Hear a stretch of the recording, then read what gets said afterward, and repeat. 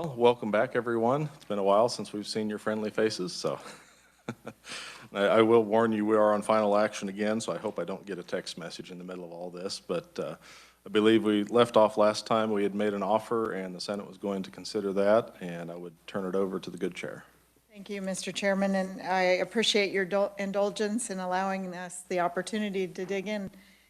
I would like to make a counteroffer with a couple of things, and what I know that you guys have an issue with the threshold, and I want to thank the chairman for bringing in revenue and making sure that we've everybody's, you know, that you're in agreement and that we're okay. You're not in agreement with me, you don't, but you know what I'm saying. I'm sorry, guys. Well, I might be.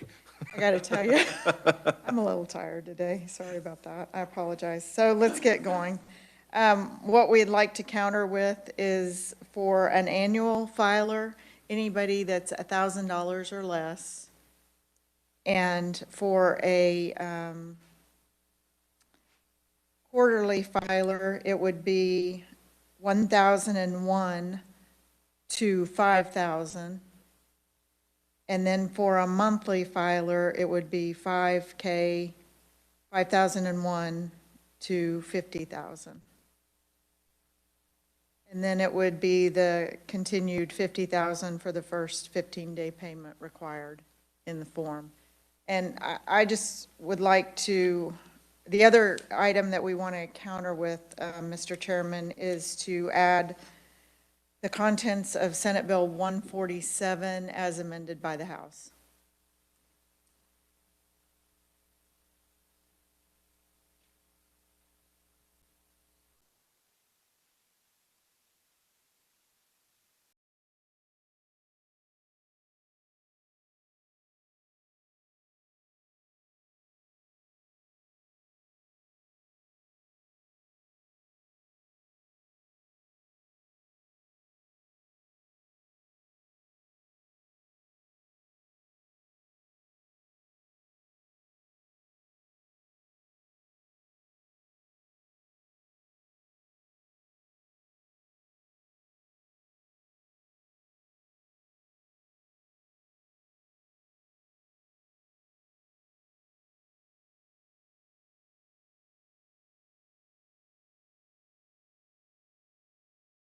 I apologize for the delay in our response here. I want to take just a moment. We'll scoot back here and discuss a little bit just to make sure we all understand what all is in the 147. No, absolutely, Mr. Chairman. And full disclosure again, I do want to thank you for meeting with Revenue and helping walk us all through this. And one of my main concerns in the bill was the prepayment that was going on and some confusion over that. And Mr. Chairman, I just want to give a big shout out to you to thank you, because what most people don't realize, he heard from both parties and realized there was a disconnect and found that the issue was with the forms and the statute didn't match up.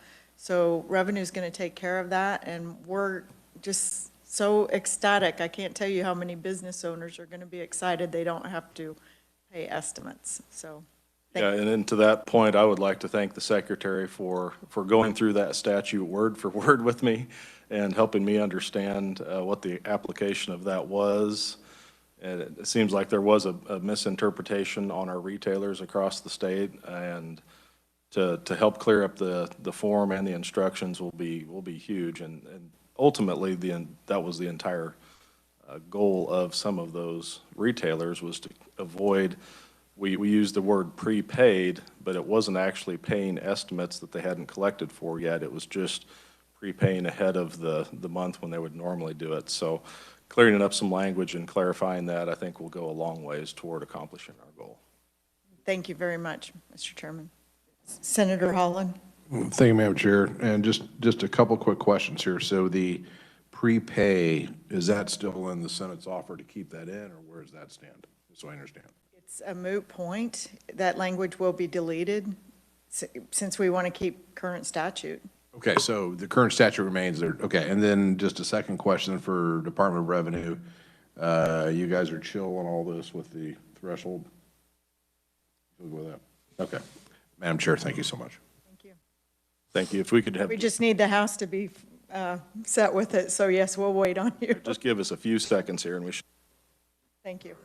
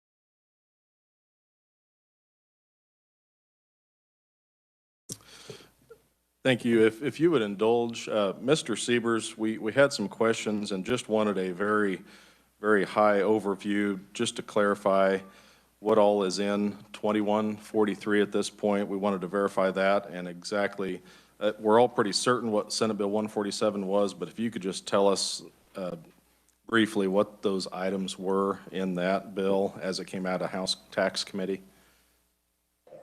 Sure, Mr. Chairman, I'll start with 147. I may defer to Amelia on 2143, as she's much more familiar with the Senate contents of that bill over me. Included in Senate Bill 147, essentially it has the two sales tax exemptions. It has the sales tax exemption for the nonprofit integrated community care organization. That's the newly defined term. That encompasses, I believe, Midland. And secondly, it also, as amended by the House Committee bill, would provide a sales tax exemption for the Friends of Hospice of Jefferson County. The 2143, as the House passed it, contained the sunset exclusion of the cash rebates on sales of motor vehicles. I'll probably defer to Amelia to explain what's else in the bill because that all came from the Senate side.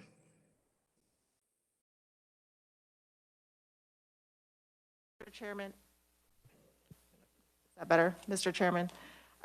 Yes, as amended by the Senate Committee, House Bill 2143 included sunsetting that exclusion of cash rebates on sales and sales and leases of new motor vehicles. It extended the sunset date that's currently in the statute by 3 years.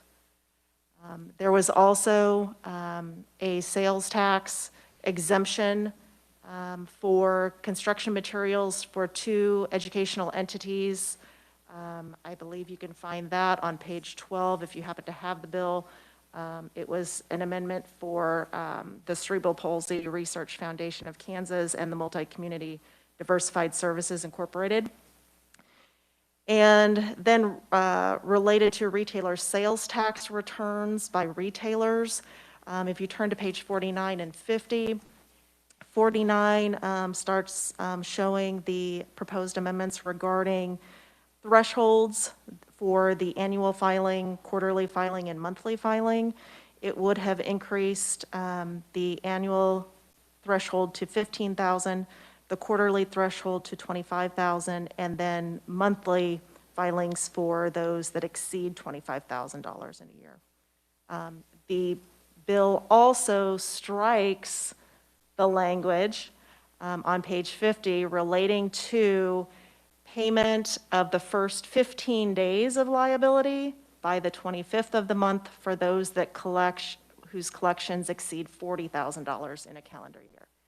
Those provisions were struck in this bill. And if you have any other questions, I'd be happy to answer. And with the offers between the original House offer to put that back in, the provision there that was struck, we will retain current law. Is that correct? Mr. Chairman, my understanding of the offer was, if you look at page 49 in line 38, that instead of 15,000, that would read 1,000. In line 40 and 43, instead of 25,000, that would read 5,000. And then the language that's struck on page 50 would be essentially unstruck, in layman terms, not striking those provisions, and increasing the 40,000 to 50,000, plus the provisions of 147. Yes. Members of the House, do you have any questions for the reviser? Okay. I think we're good. Thank you very much, Amelia and Adam. Senator, I believe we have put together a good package here, and I think the House is willing to accept your offer and move forward with this. Thank you, Mr. Chairman. I appreciate the work. I'm sure many people do, and look forward to working with you on future conference committee. Thank you. You know, speaking of that, I did want to make one, if it's a point of personal privilege here. I know we've got a sales tax bill here, and it's probably not appropriate, but I will make the commitment that the House is committed to getting the 20 mills for the statewide school levy. That is an issue that we all know is very important to the state and to our schools, and we are completely committed to getting that put across the floor. Thank you, Mr. Chairman. We're glad to hear that. We are too. And I know that there's many bills that did not make it into this conference committee report, but if people would look, we actually had a theme in this. It was sales tax. So we've been pretty consistent about that. Yes, we have, and I appreciate that. Thank you. Thank you, Mr. Chairman. If there is nothing else, we are adjourned. Thank you.